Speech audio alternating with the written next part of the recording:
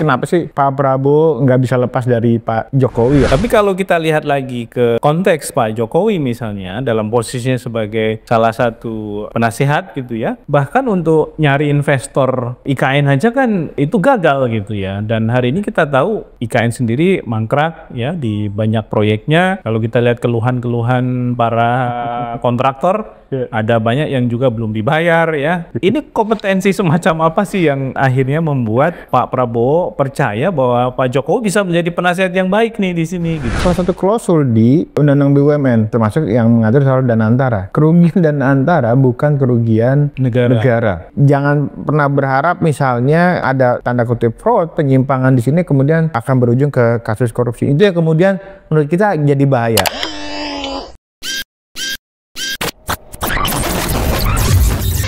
Halo sahabat integritas, jumpa lagi di kanal Satu Visi Utama program Buka Kartu. Ada Jokowi di BPI Danantara. Nah, mengapa harus Jokowi? Karena sebagai mantan presiden biasanya secara umum ya tugasnya sudah selesai, leyeh-leyeh, ngomong cucu gitu ya, dan mengembangkan program-program sosial. Itu yang dilakukan para mantan presiden misalnya di Amerika, di Eropa, para mantan perdana menteri dan lain-lain. Nah, kita sedang tidak membahas Danantara dari sudut pandang ekonomi, finansial, karena memang kita bukan ahlinya, tapi kita akan mendiskusikan aspek integrity due diligence-nya ya dari program besar ini. Karena Badan Pengelola Investasi Daya Anagata Nusantara atau disingkat sebagai BPI Danantara ini akan mengelola anggaran yang sangat besar ya, mencapai kira-kira 14.000 triliun dari penggabungan berbagai BUMN kakap di Indonesia.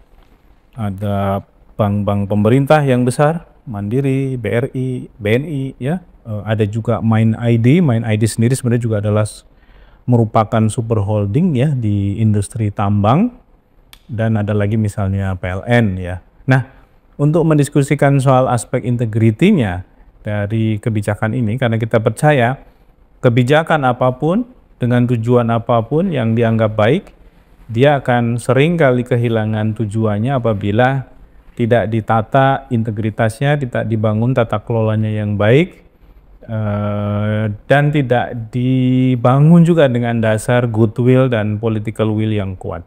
Kita akan berdiskusi dengan Bung Emerson Yunto dari Visi Integritas. Kita sapa dulu Bung Emerson. Bung Emerson, apa kabar? Kabar baik, Pak Tan.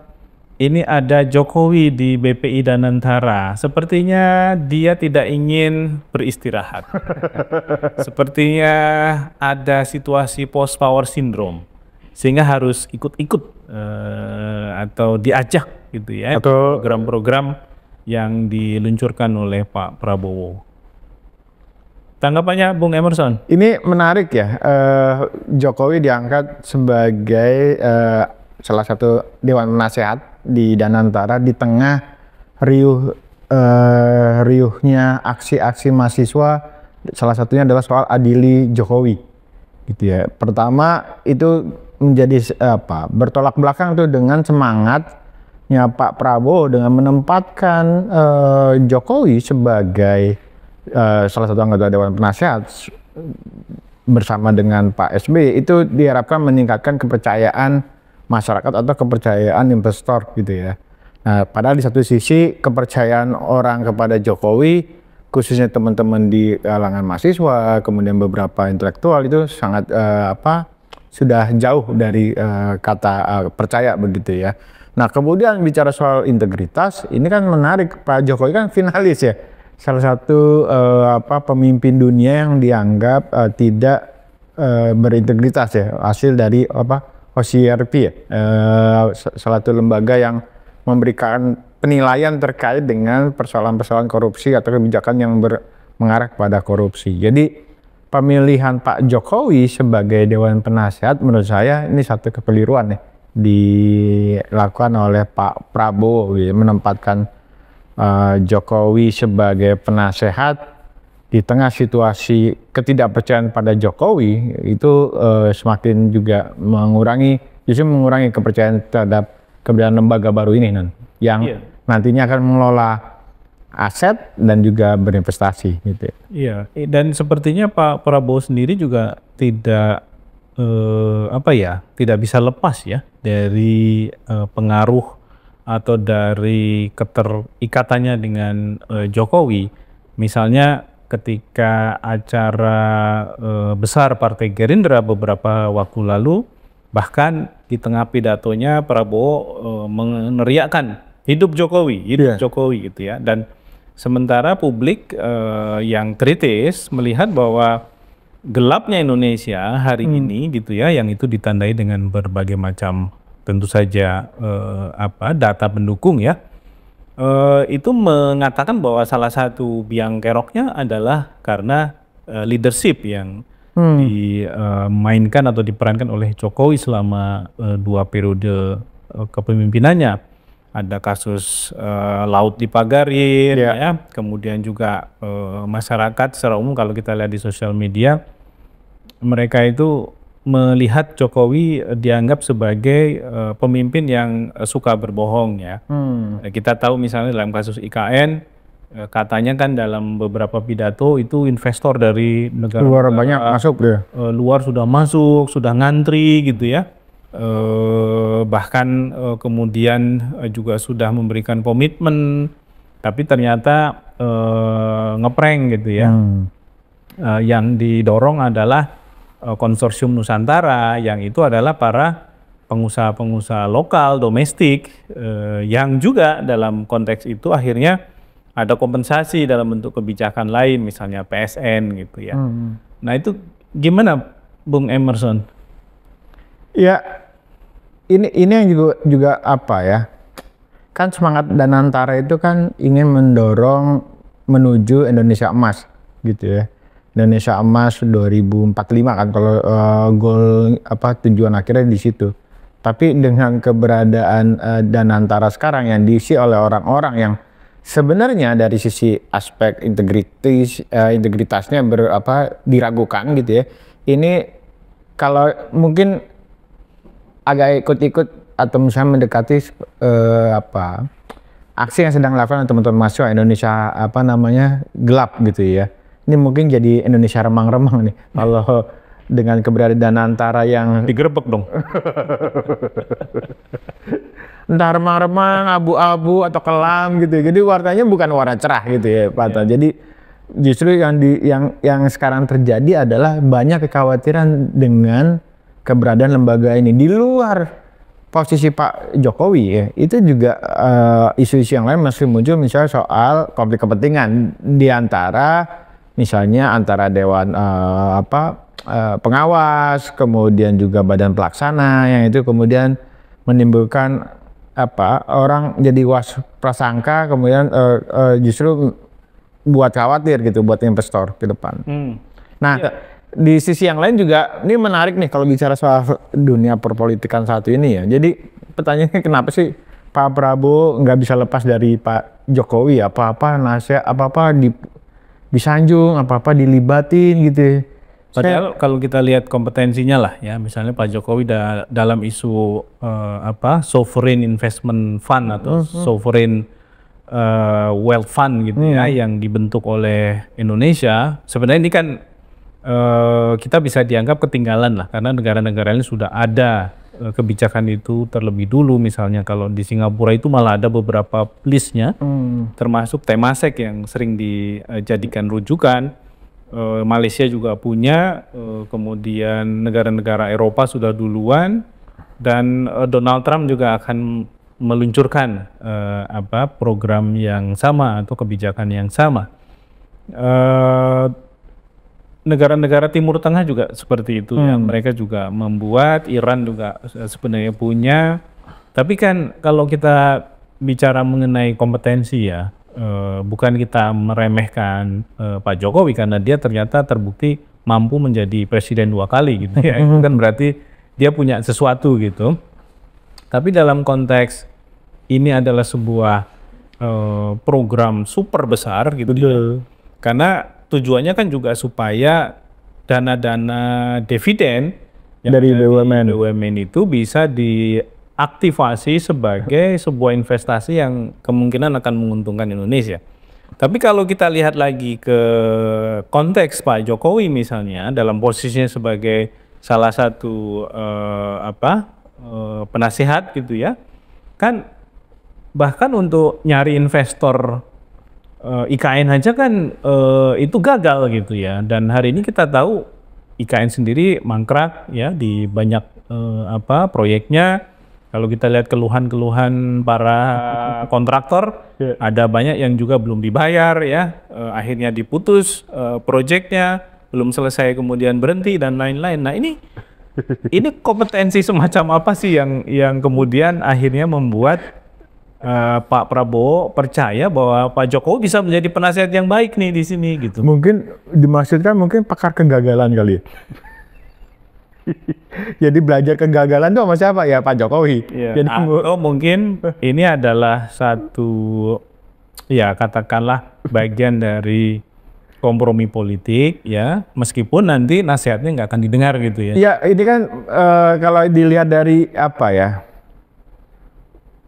kalau tren yang sekarang beberapa kebijakan-kebijakan kan kelihatannya lancar-lancar aja tuh Nan. Jadi misalnya dulu sempat tapera rame, kemudian setelah pergantian pemerintahan jadi adem-adem, kemudian PPN yang sebenarnya kenaikan PPN itu juga sempat muncul rame. Itu kan karena hampir semua partai politik itu bergabung di KIM gitu ya, di KIM. Dan kita bisa lihat Pak Jokowi, Pak SBY itu kan membawa banyak gerbong tuh, selain juga Pak Pak Prabowo ya. Nah jangan-jangan memang penempatan dia itu sebenarnya untuk meredakan tekanan-tekanan politik. Artinya semangatnya bukan memberikan nasihat dalam artian sesungguhnya ya. Mungkin kalau nasihat kegagalan bisa ya Pak Jokowi memberikan, ini saya pernah gagal di sini dan situ, makanya karena kegagalan juga adalah nasihat yang baik. Betul, jadi jangan pernah ngajak orang hanya bicara soal keberhasilan, tapi kegagalan mungkin tuh yang sisi positifnya kali lipatan ya. Jadi mau sekali lagi bisa dibayangkan, jadi bapak IKN aja nggak berhasil untuk dapatkan investor, apalagi untuk yang Danantara yang gede ini gitu ya. Bung Emerson, satu hal yang tadi disebutkan soal isu konflik kepentingan. Reputasi sebuah gagasan besar seperti Danantara ini kan bisa dibangun, diciptakan. Apalagi kalau kemudian Danantara juga ingin melakukan investasi di luar Indonesia ya.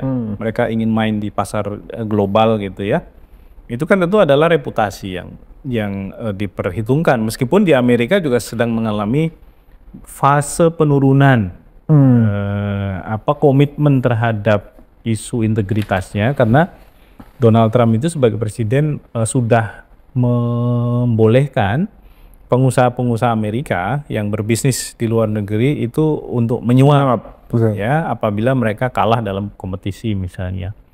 Nah, tapi sekali lagi kalau kita ngomong soal kemungkinan kegagalan secara internal terjadi, itu kan salah satunya karena kita sendiri sebagai kreator gitu ya dari sebuah ide besar ini tidak menyiapkan satu fondasi integritas due diligence yang baik gitu ya. Salah satunya misalnya tadi masalah konflik kepentingan. Kita tahu di jajaran pengelola inti dari Danantara itu kan hampir sebagian besarnya rangkap jabatan. Ya, mereka itu para menteri juga gitu ya. Yang kedua, mereka sendiri sebagiannya juga punya latar belakang pengusaha, ya, atau keluarga terdekatnya itu pengusaha. Itu juga adalah pengusaha. Ya, kita pernah diskusi misalnya dengan Mas Yanuar Rizky. Salah satu hal yang dia kritisi adalah soal investasi Telkom di Goto gitu ya. Ternyata setelah diperiksa Goto itu di belakangnya ada Boy Thohir. Boy Thohir ini saudaraan dengan Erick Thohir yang juga sekarang adalah Menteri BUMN dan juga menjadi salah satu bagian dari leadership di Danantara gitu ya. Nah, isu pengendalian atau pengelolaan konflik kepentingan ini kan hampir tidak dilihat ya sebagai sesuatu yang penting. Nah, ini apa yang akan mungkin terjadi jika masalah konflik kepentingan ini nggak di-highlight ya sebagai sesuatu yang bisa memberikan sinyal tanda bahaya dini gitu ya bagi ya masa depan dari Danantara ini sendiri. Nah, kalau itu yang terjadi, itu akan memunculkan sentralisasi ya, sentralisasi kekuasaan atas aset-aset atau pengelola atau investasi ya, yang itu hanya menguntungkan segelintir elit. Kan tadi sudah disebutkan sebenarnya afiliasi kelompok-kelompok bisnis sudah disebutkan. Pak Rosan juga kan sebenarnya pengusaha, kemudian Erick Thohir keluarganya adalah pengusaha, Pandu Patria juga pengusaha keluarganya. Belum lagi misalnya juga beberapa nama-nama yang disebut gitu itu kan juga punya bisnis-bisnis ya, ada mulai dari termasuk Prabowo dengan adiknya ya. Betul, keluarga Pak Prabowo gitu ya. Nah, ini yang kemudian memunculkan persoalan ke depan. Kekhawatirannya adalah gini, kalau Danantara investasi dan kemudian menimbulkan kerugian, itu sekarang ini sudah dianggap bukan kerugian keuangan negara. Artinya dari aspek KPK masuk sebagai pihak yang akan melakukan proses investigasi dalam kasus ini, itu akan jauh. Nah, ini yang kemudian rambu-rambu itu sebenarnya mereka udah pasang. Jadi penempatan orang, regulasinya itu mereka sebenarnya sudah memikirkan, tapi lebih kepada melihat dari aspek politiknya sama kepentingan elitnya aja.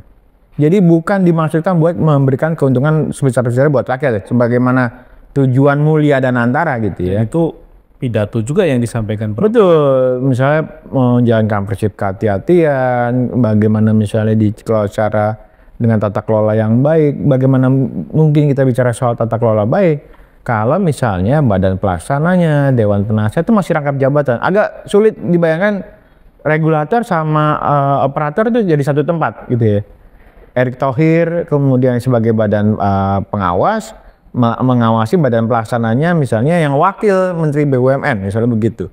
Nah, ini agak sulit gitu ya. Nah, dorongan untuk mundur itu dijawab bahwa tidak ada masalah kok gitu ya. Rosan menyatakan tidak ada masalah rangkap jabatan dia sebagai Menteri Investasi dengan misalnya CEO atau Ketua Badan Pelaksana Danantara. Harusnya kan kalau mau gitu ya, kalau ingin merebut kepercayaan publik, kemudian bicara soal tata kelola yang baik, pertama ya pasti deklarasi anti benturan kepentingan atau konflik kepentingan. Kedua, dia harus mundur tuh. Bahkan itu di awal. Jadi dan Rosan nggak bisa mengatakan itu sendiri atas nama dirinya bahwa tidak ada masalah karena dirinya sendiri yang sedang ada dalam konflik itu. Iya, itu yang kemudian jadi problem gitu ya. Jadi mereka ini kalau mau jadi pilihannya cuma dua, mau jadi menteri atau jadi badan pelaksana Danantara. Nah, ini yang kita merasa hilang hari ini ketika badan tertentu itu kemudian tidak memiliki semacam kekuatan untuk menyampaikan semacam kehati-hatian atas pengambilan keputusan yang dilakukan oleh pemerintah. Kalau dulu KPK itu kan bisa ya, karena ada potensi konflik kepentingan maka kami mendorong supaya para menteri yang ada di dalam pengelola Danantara untuk mundur. Dulu kan kita ingat misalnya Jokowi di awal-awal itu melibatkan KPK untuk screening kan istilahnya calon-calon menteri gitu ya yang akan duduk sebagai menteri kabinet di pemerintahan Jokowi jilid pertama. Dulu kita sempat supres, wah ini dianggap keren. Tapi ternyata tujuannya itu bukan itu. Tujuannya dia ingin menyingkirkan kandidat-kandidat yang diusung oleh partai politik yang dimana dia nggak berkenan. Nah, ini kemudian di babak yang lain adalah Jokowi memberikan lampu hijau gitu bagi menteri-menteri yang juga rangkap jabatan sebagai ketua umum partai politik. Nah, artinya apa dengan presiden itu, kemudian ini dipakai oleh Danantara gitu kan. Kan kalau idealnya sebenarnya kalau mau kan, ya kalau dalam konteks yang betul-betul merebut kepercayaan publik, berintegritas, ya nama-nama yang ada, kalau misalnya diusung dulu, digeser dulu, atau dimintakan pendapatnya ke KPK, ini aman nggak gitu, ada konflik kepentingan nggak gitu, atau misalnya saran KPK seperti apa, ini enggak Nan. Jadi Nah, itu pokoknya ditunjuk aja. Saya menduga lebih ke arah politik sama kepentingan elit daripada bicara soal profesionalisme dan integritas gitu. Iya, dan itu kan artinya sebenarnya skema tata kelola yang harusnya menggunakan prinsip-prinsip kehati-hatian di awal itu sekarang hampir nggak ada. Ya, betul. Itu benar-benar rapuh gitu ya, atau bahkan roboh gitu ya. Terutama setelah undang-undang BUMN yang baru. Oh ya. Undang-undang BUMN baru juga direvisi karena kemudian rezim keuangan negara di dalam konteks undang-undang BUMN itu digeser sebagai bukan kerugian keuangan negara.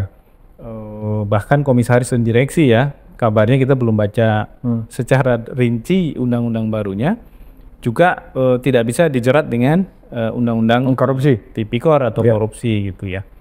Nah, ini kok jadi seakan-akan sebuah rute yang sudah disiapkan gitu. KPK-nya diperlemah, kemudian undang-undang BUMN-nya diubah, baru lahirlah ini BPI Danantara dengan sejumlah kontroversinya. Meskipun sekali lagi sahabat integritas, tujuannya tentu sangat baik karena ini ingin mengaktifasi dana yang dikelola oleh negara gitu ya, dengan cara baru sehingga kemudian negara diharapkan mendapatkan keuntungan lebih dari investasi-investasi, program-program yang didanai oleh BPI Danantara ini. Kalau kita rujuk kepada pidatonya Prabowo, salah satu yang akan didanai di awal adalah proyek strategis nasional. Ya, itu salah satu yang disebutkan ya. Meskipun kriteria dari PSN sendiri juga absurd ya pada era Pak Jokowi.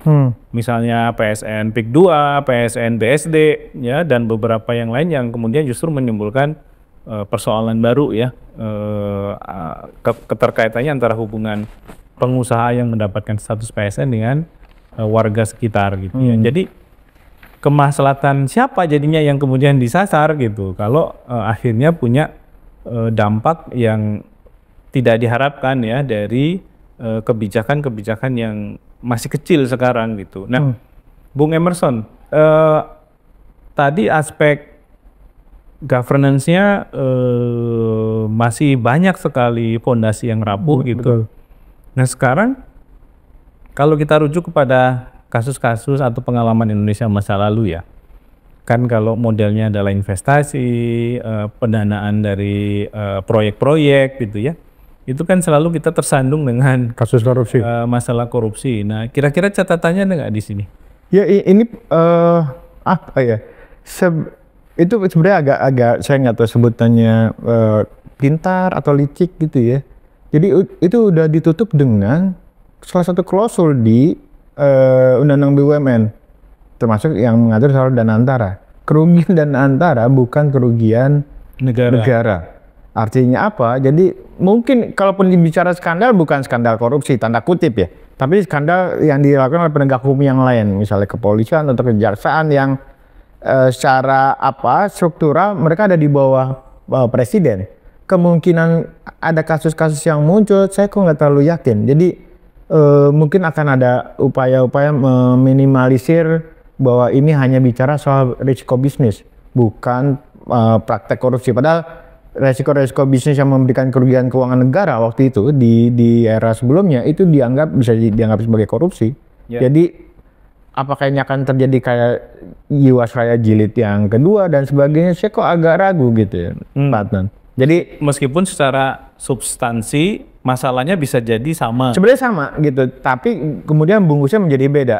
Bungkusnya bisa jadi ini hanya persoalan bisnis. Kalaupun ini hanya bicara soal pergantian kepala badan pelaksana, atau jadi hanya ada 1-2 orang yang dianggap bertanggung jawab, kemudian ujung-ujungnya paling cuma mundur. Gitu. Jadi jangan pernah berharap misalnya kalaupun ada tanda kutip fraud, penyimpangan di sini, kemudian akan berujung ke kasus korupsi. Itu yang kemudian menurut kita jadi bahaya. Nah, yang juga perlu juga dilihat adalah begini.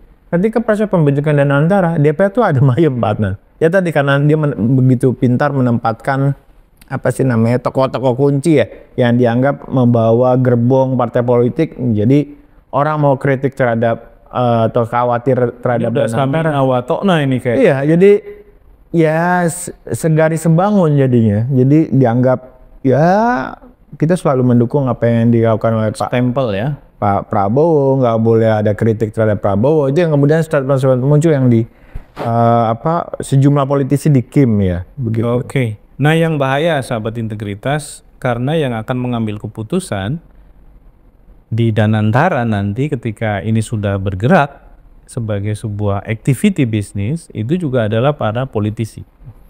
Nah, bayangkan para politisi yang kemudian dikendurkan ya tali kontrolnya, undang-undang KPK yang diperlemah, KPK sekarang juga ya begitu ya yang kita lihat, klaster kerugian negara dalam BUMN juga sudah digeser ke rezim non kerugian negara. Ya mungkin saja nanti akan ada persoalan yang kemudian hanya akan ditangani sebagai sebuah masalah resiko bisnis saja. Demikian bincang kita dengan Bung Emerson Junto. Kita ketemu lagi di lain waktu. Sampai jumpa.